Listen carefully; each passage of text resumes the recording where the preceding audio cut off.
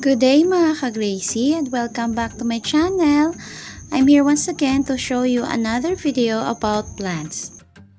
And if you're new to my channel, please don't forget to hit like, subscribe, and click the notification bell, and you may leave your comment below in the comment section. Today we're here at the house of my colleague and we're going to take a tour and we'll see what are her plant collections. This plant of her is called marble pothos. So dito po ako nakabili ng aking marble pothos. So nagbebenta po siya ng kanyang mga plants. And this one is called rattlesnake calathea. So meron din akong ganito pero binigay lang sa akin. Madami po siyang mga tanim, mga ka-Gracie, at hindi ko na ma-identify yung iba. At pumili lang ako ng ibang mga plants na ipapakilala sa inyo o ipapakita sa inyo.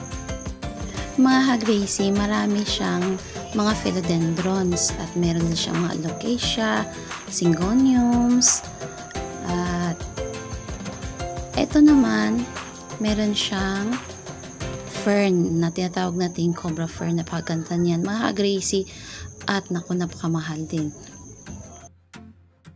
Bisitahin natin mga ka-Gracie ang kanyang mga hanging plants.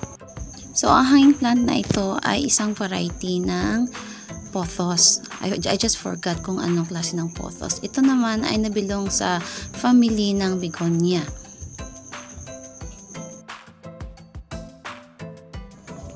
So ito na ang kaniyang marble pothos na nakahang. So napakaganda tingnan mga ka-Gracie kasi makapal siya at marami siyang dahon.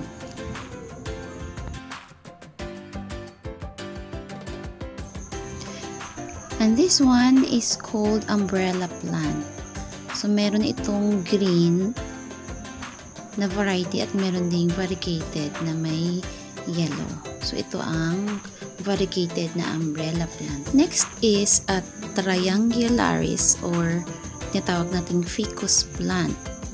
So one of my wish list na ang ganito kalaki ay binibenta niya naman nasa 130, 120.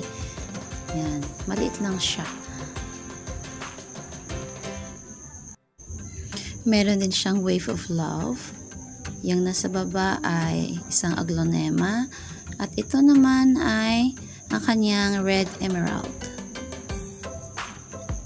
And ito ay green ball. Ito naman ay isang lime lemon na dracena. This one is called a jungle fever, isang variety ng philodendron. So napakalaki. Very big ang kanyang dahon. At ito ay inilagay niya sa kanyang terrace. So bisitahin naman natin ang isa sa mga pinakagusto kong hanging plant, ang mga ipesia. So itong may pink na kulay, meron akong ganyan. Ito, meron din akong ganyan. Napakalaki na, marami ng mga babies. Ito, kakabili ko lang last week. Ang green na yan. At meron din akong isang variety na katulad nito. Meron akong ganyan. So, ito wala pa. At ito, isa sa mga wishlist ko rin na pag tumba na yan, bibili ako sa kanya. Ayan, yellow. Ito naman, wala pa akong ganito. Ito, meron din. Kakabili ko lang. At ito, meron akong ganyan. Ito naman mga ka-Gracie, hindi namin alam ang name, but it's worth 1,000 daw ang price niyan. So kung kilala niyo kung ano ang name na yan, you may tell us. Just comment down in the comment section. Ito naman ay isang variety ng alocasia. I just forgot the name. And then, next is yan, ang kanyang cobra fern. Napakaganda na cobra fern. This one is called Gloriosum philodendron. So, binili po niya ito ng worth 1,000 pesos. So, ganyan ang kalaki mga ka-Gracie. Yan ang price niyan. And this one is another variety of philodendron. So, binili niya ito noon nasa 700. Ito naman, binili niya ng worth 1,000. So, isang variety din niya ng philodendron. So, marami yung variety ang philodendron. At hindi ako masyadong familiar sa mga names ng ibang philodendron. And these are some of her velvet alocasia. So, marami siyang ganyan. Ayan, ang kanyang mga plants. So, napakaraming mga ka-Gracie. So, I hope someday makaipon ako ng ganyan kadami na mga plants. At ayan, ang nakahang ang kanyang mga begonias.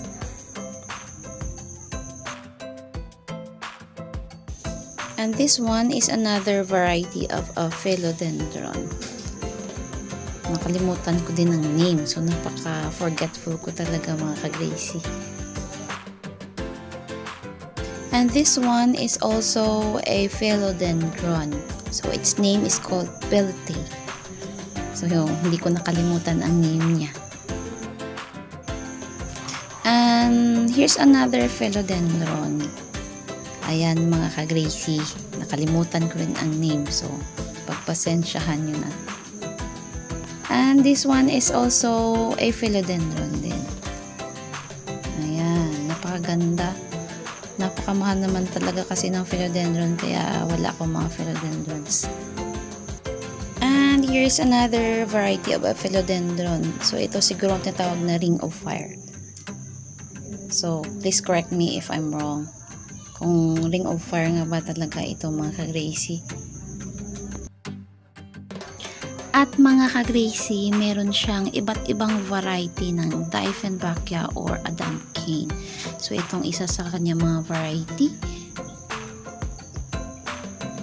And here's another one variety. So, maliit lang siya, napahaba ang dahon. And the next is another variety of a Dieffen. So, ito naman ay golden na meron mga dots na green. At ang iba pa niyang Dieffen ay ito. Para siyang ang tawag dyan, camouflage. At ang sunod na Dieffen, ayan, napakaganda. I like the lines. Yung napaka-dark na green tapos may napaka-white na lines. So, napakaganda tingnan mga ka-Gracie. Ang sunod naman ay ito ang pinakagusto ko na Dieffen. Ayan, napakaganda ang kulay. Gustong-gusto ko talaga yung klase ng Dieffen mga ka-Gracie. At meron pang isa na Dieffen ito. So, para siyang aglonema kung tingnan. Pero isa po yung Dieffen na or Adamkian. And here's another variety of a Dieffen or Adamkian. So, ang kanyang dahon ay iba-iba. Pag young ang dahon, so golden. Pag nagiging old na ang dahon, ayan. So, iba-iba na ang itsura ng dahon. Ito naman ay isang variety din ng Adamkian. Ito ay ordinary na Adamkian. Na ito ang most common na Adamkian na makikita ko sa palibot. At syempre, dahil nagbisita kami, meron kaming nakuha ng mga plants. So, meron din akong nabili at meron din ako nakuhang mga freebies. So, thanks for my colleague dahil meron akong nadala pa uwi.